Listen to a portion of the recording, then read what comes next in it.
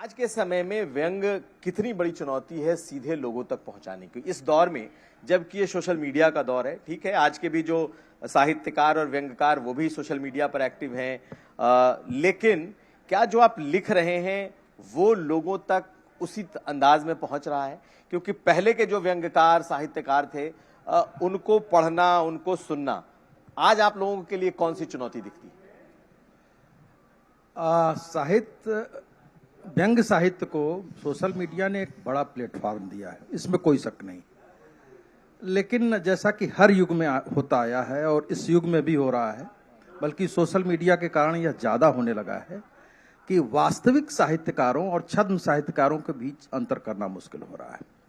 ढेर सारे लोग अपने को व्यंग्यकार घोषित करते हुए अलग अलग माध्यमों से, अलग अलग तरीकों से, और एक तरीके से कहें कि एक गैंग बनाकर और सियारों की तरह हुआ कर रहे हैं।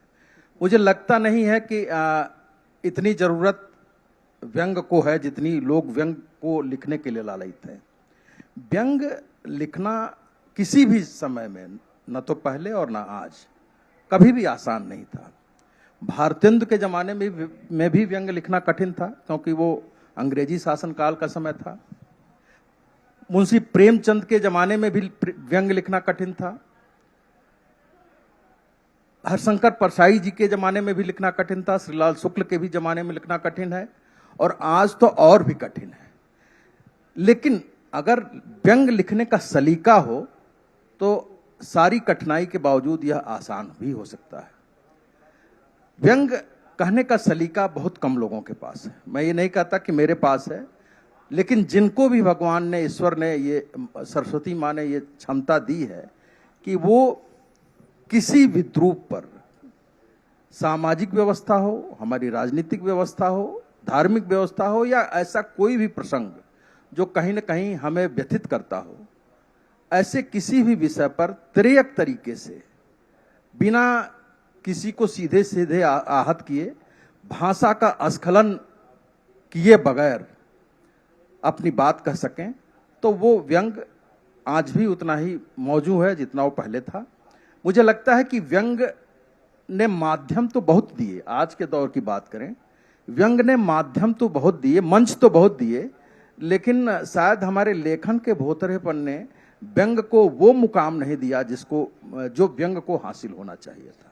ये बहुत बड़ी स्वीकारोक्ति है आपकी। लेकिन मेरा सवाल आपसे है अनूप जी कि रील के इस दौर में व्यंग को कहां तक सीमित किया जाए? क्या आने वाले समय में जो रील संस्कृति है, ये क्या आपको लगता है कि ये हावी हो जाएगी पूरी तरीके से व्यंग पे? क्योंकि किताबों को चुनकर, साहित्य को चुनकर उसमें से व्यंग पढ़ना और सोते जागते रील देखना, आपको लगता है कि एक बड़ी चुनौती आपके सामने है, या लगता है कि अब ढलना पड़ेगा, उसी में आना पड़ेगा हर किसी? ये चुनौती तो है। रील और मीम का समय है, और उसमें आपका गंभीर व्यंग जो है, यूथ जो है उससे जुड़ना नहीं चाहता। और अब जो है एकाग्रता, लोग पढ़ने से भी थोड़ा सा बचते हैं क्योंकि सोशल मीडिया पे, और ये चुनौती है। लेकिन मैं साथ में एक बात कहूँगा, मैं अपने अनुभव से कहता हूँ, लेकिन आप अच्छा लिखते हैं और सच लिखते हैं और सटीक लिखते हैं तो पाठक और लोग आ ही जाते हैं। और कई चीज़ें होती त्वरित ना मिले, आगे चल के उसका मूल्यांकन होता है।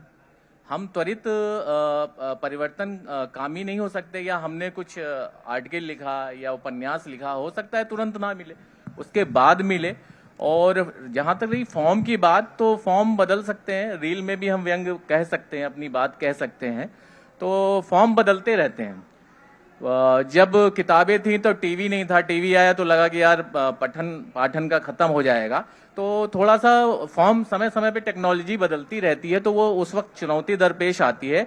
लेकिन आप 24 कैरेट सोना अगर आप रखे हैं तो आप बैठे रहिए, इसका दाम बढ़ता रहेगा। हाँ, कस्टमर जरूर आएंगे और घूम के आपको लेंगे। बस एक बार चलने की बात है, और ऐसा कुछ नहीं है, चलता है।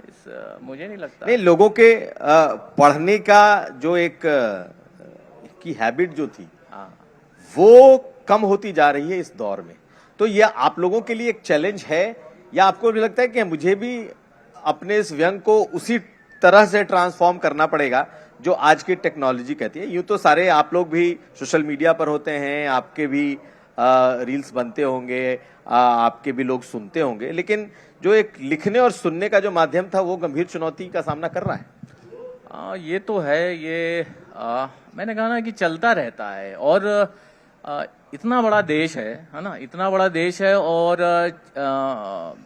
देखिए, सरलीकरण के अपने खतरे हैं, तो ऐसा कुछ कह नहीं सकते। और जिसको जो ढूंढना होता है ढूंढ लेता है चीजें। आपको जो सही तंज जो पढ़ना चाह रहे हैं, जो सीरियस काम करना चाह रहे हैं, आपको वो ढूंढ लेंगे। दूसरी बात यह है, रील में आप बिल्कुल फॉर्म को लें और अपनी बात कहें, सीरियस बात कहें, और जो फनी करते हैं फनी करें। आपको जो कहना आप कहें, बिल्कुल रील से कहें। आप उस टेक्नोलॉजी का आप फायदा उठा सकते हैं, तरीका कर सकते हैं, तो इस नॉर्मल चीज। बिल्कुल। मैं एक चीज और कह दूं, बेसिक बात ये है, अगर आप व्यंग, चूंकि व्यंग का सत्र है, आप ईमानदारी से लिखें, जो चीज हो रहा है बिना दबाव के लिखें, है, और जम के लिखें। और वो कहां तक जा रहा है, कैसे रिस्पॉन्ड हो रहा है, ये आपका कंसर्न नहीं है। ये आपका कंसर्न नहीं। लेखक ने लिख दिया, डाल दिया, लेकिन सबसे पहली शर्त है कि आप ईमानदार हों और वो लिखें जो बात है। आप उस जनता के प्रवक्ता बने, वो मेरे ख्याल से सबसे ज्यादा इंपॉर्टेंट है। मैं आपको एक और बात बताऊं, सोशल मीडिया की आपने बात की, अभी याद आया। आज मैं देखता हूं, देखिए, परसाई तो रील और मीम नहीं बनाए हैं। परसाई के समय ये सोशल मीडिया भी नहीं था, एक्स और फेसबुक, इंस्टा, टीवी तक नहीं था। हाँ, ये भी नहीं था। अब मैं आपको बताऊं, युवा मित्र बैठे हुए हैं, सबसे ज्यादा अगर कोई शेयर होते हैं तो हरशंकर परसाई होते हैं। करेक्ट, सही बात। तो आप लिख दीजिए, और जो अच्छे होंगे, गुणग्राही होंगे, वो आपको उठा लेंगे, कहीं से भी खोज के लाएंगे। नहीं, बिल्कुल सही बात है। आज भी लोग हरिशंकर परसाई को ढूंढते हुए पहुंचते हैं। तो ये चीज है।